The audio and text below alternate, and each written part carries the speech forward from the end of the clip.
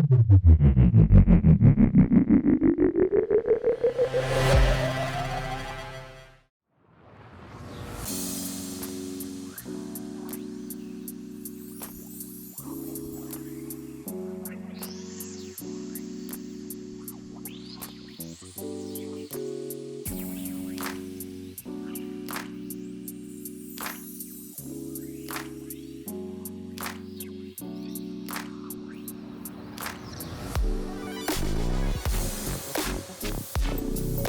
sahabat otomotif kompas.com, kembali lagi sama Claudia di channel Kompas Otomotif. Seperti yang teman-teman ketahui, Honda sudah punya line up mobil SUV yang bermacam-macam ya. Ada Honda CR-V, ada HR-V, dan sekarang Honda punya SUV yang compact, yaitu Honda WR-V. Nah, teman-teman penasaran nggak sih Honda WR-V ini seperti apa dan ada berapa tipe? Untuk itu, teman-teman pantengin terus video ini sampai habis. Jangan lupa untuk like, comment, share, and subscribe. Dan nyalakan lonceng notifikasinya agar kalian tetap update sama video-video di channel kami. Kita lanjut ke videonya.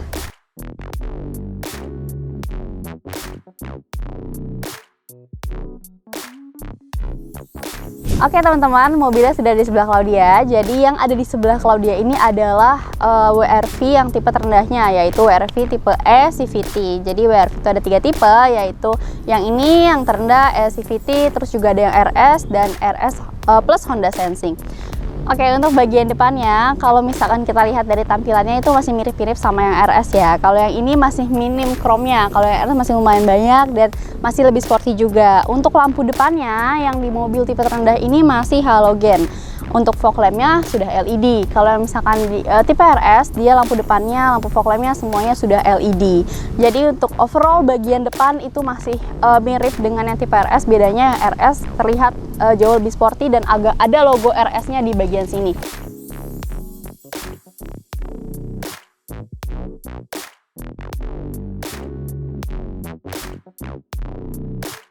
Oke, untuk bagian samping dari WR-V tipe E nih, walaupun warnanya single tone tapi tetap kelihatan keren kan. Kalau misalkan tipe RS-nya kan dual tone.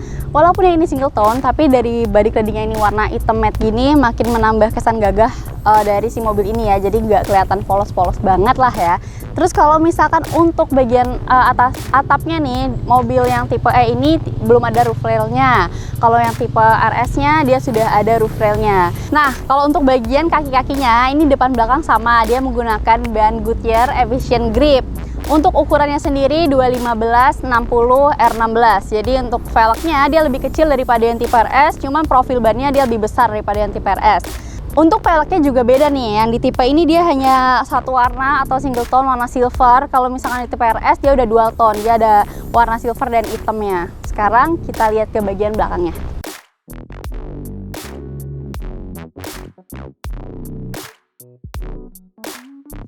Oke, untuk bagian belakang dari Honda WR-V tipe I yang CVT, overall bagian belakangnya masih sama atau mirip dengan yang RS ya. Cuma bedanya di detail-detailnya aja nih, kayak lampunya. Untuk ini mobil ini masih bohlam, yang LED-nya cuma lampu remnya aja. Kalau di tipe RS itu udah LED semua lampunya. Terus di sini kacanya juga belum defogger. Terus di bawah sini ada sensor. Di bagian sini ada body cladding juga, tadi seragam sama yang bagian depan warnanya hitam. Dan di bagian bawah sini ada diffuser yang menambahkan kesan gagah di mobil Honda WR-V tipe E CVT. Jadi untuk overall ya, bagian belakangnya masih mirip dengan yang tipe RS. Sekarang kita akan lanjut lihat ke interiornya. Yuk. Oke, untuk cabin atau interior dari Honda WR-V tipe E CVT, kalau misalkan teman-teman bisa lihat, ini keseluruhannya masih dominan warna hitam. Kalau misalkan kita bandingkan dengan yang tipe RS, ya bedanya di sini nggak ada aksen warna merahnya. Terus sama untuk bagian atapnya ini warna abu-abu, yang tipe RS warnanya hitam. Kalau misalkan kita ke bawah, bagian bawah sini, di sini ada perpadu warna silver, terus ada head unit ukuran 7 inci, sudah terkoneksi dengan Apple CarPlay dan Android Auto, tapi harus menggunakan kabel USB di sebelah sini. Untuk display-nya ada lampu hazard, dan ke bawah lagi dia ada pengaturan untuk AC. Masuk ke bagian pengemudinya, di sini setirnya masih berbahan karet. Kalau yang tipe RS dia udah kulit dan ada stitching merahnya. Terus untuk bagian speedometernya dia perpaduan digital dan analog ya. Cuman yang ini bagian tengahnya tuh, yang bagian digitalnya itu masih lebih kecil dibandingkan yang tipe RS. Untuk tombolnya juga nggak terlalu banyak karena ini nggak ada Honda sensingnya, jadi hanya ada tombol volume aja. Untuk bagian setirnya juga hanya bisa tilt. Kalau kita geser ke sini, di bawah sini ada lighter dan tidak ada untuk colokan USB-nya. Terus ini ada 2 cup holder dan tuas transmisinya di sebelah sini, warna hitam juga senada. Ini ada handbrake-nya di sini dan penyimpanan di belakang sini. Terus untuk joknya dia masih berbahan kain fabric gitu. Kalau yang untuk tipe RS dia udah kulit dan ada stitching merahnya. Kalau yang ini biru. Jadi untuk yang di tipe WRV yang terendah ini dia kombinasinya sama warna biru. Oke, untuk bagian depannya overall itu aja karena masih mirip dengan yang tipe RS. Bedanya di aksen warna aja sama fitur yang lebih sederhana. Nah, sekarang kita akan lihat ke bagian belakang dari mobil ini.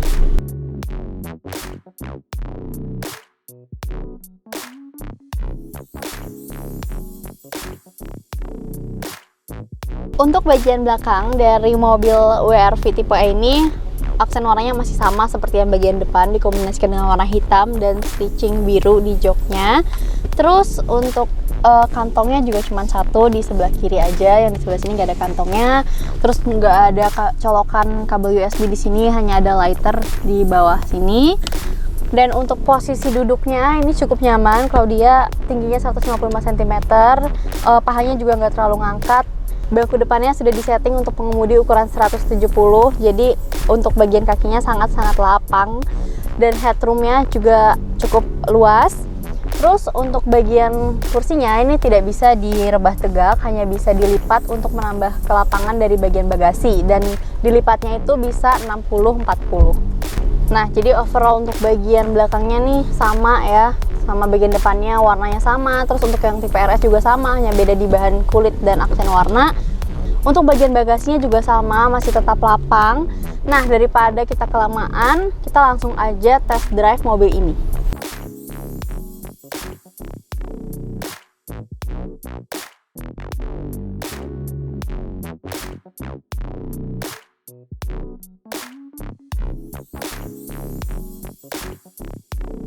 Sekarang giliran Claudia untuk test drive dari Honda WRV yang tipe terendah, yaitu yang WRV tipe E. Nah, Claudia juga udah test drive yang tipe tertingginya. Untuk secara sensasi berkendaranya itu nggak ada perubahan yang terlalu signifikan, walaupun dia kan dari tipe yang terendah sama yang tertinggi, dari kaki-kakinya juga udah beda. Cuman dari segi berkendaranya itu masih sama-sama enak, masih sama-sama fun to drive seperti karakter Honda. Tapi mungkin kita akan coba dari handlingnya kali ya, karena kakinya beda, pasti ada perbedaan walaupun sedikit. Untuk mobil ini karena dia dimensi mobilnya itu compact, dia juga masih nyaman untuk dipakai, dan suspensinya walaupun keras tapi masih bisa diterima. Maksudnya nggak terlalu yang mengganggu kenyamanan kita berkendara.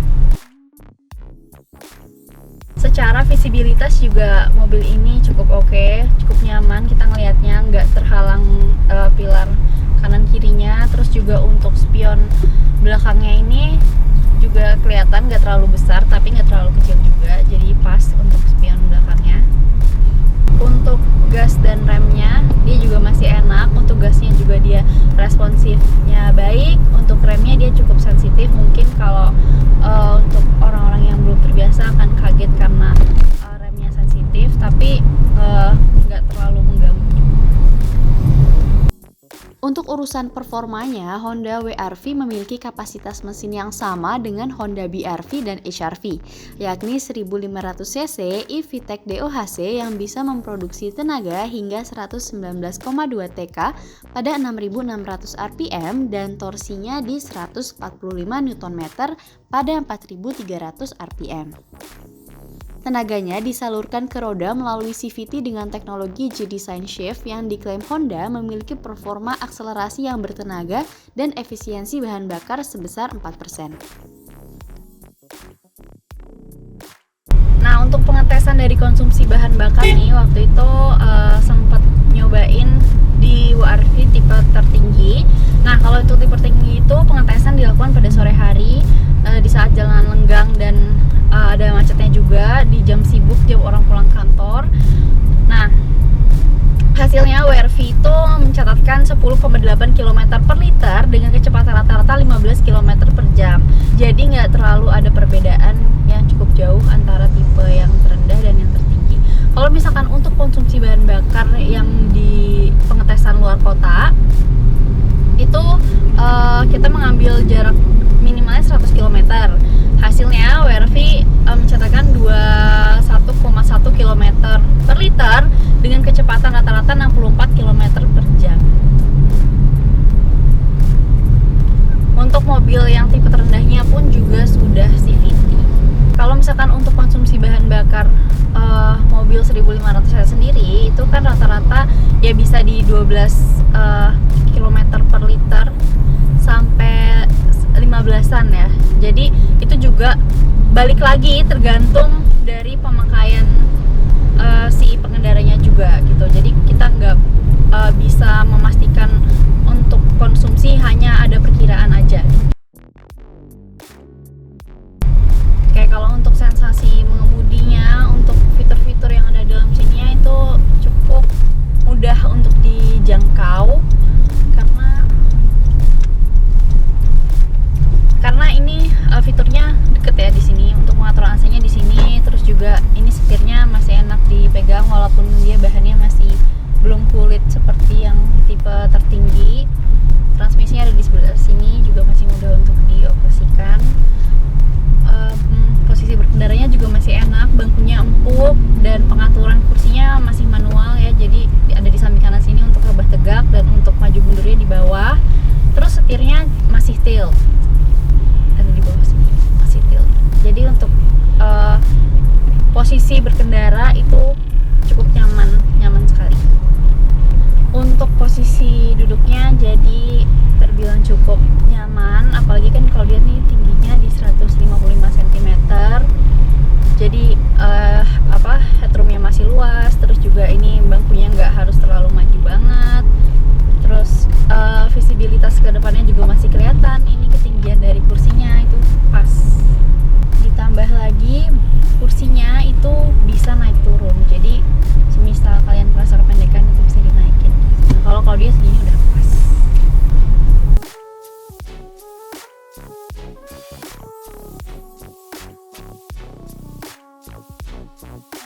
Oke, sahabat otomotifkompas.com, Claudia tadi sudah mereview singkat untuk eksterior dan interiornya serta test drive juga. Claudia sudah merasakan sendiri kenyamanan mengendarai mobil Honda WR-V tipe S CVT ini. Terus juga tadi konsumsi BBM-nya juga sudah dites. Untuk yang tipe RS sama yang WR-V ini nggak jauh beda karena dari segi mesin dan transmisinya sama. Dia mesinnya 1500 cc, transmisinya otomatis itu sama. Nah, untuk harganya, kedua mobil ini pastinya berbeda ya. Jadi, untuk yang tipe terendahnya di harga 297 jutaan dan untuk yang RS-nya itu di harga 317 jutaan. Jadi ada gap harga sekitar 20 jutaan dan menurut Claudia itu worth it aja untuk semua fitur yang diberikan, apalagi yang tipe terendahnya ini juga udah cukup oke untuk kalian pakai sehari-hari. Kalau misalkan teman-teman punya komentar tentang mobil ini, boleh banget langsung komen di bawah. Dan jangan lupa juga buat like-nya, komen, subscribe, dan share video ini. Dan klik lonceng notifikasinya agar kalian tetap update dengan video-video kami. Sampai ketemu lagi di video selanjutnya. Bye!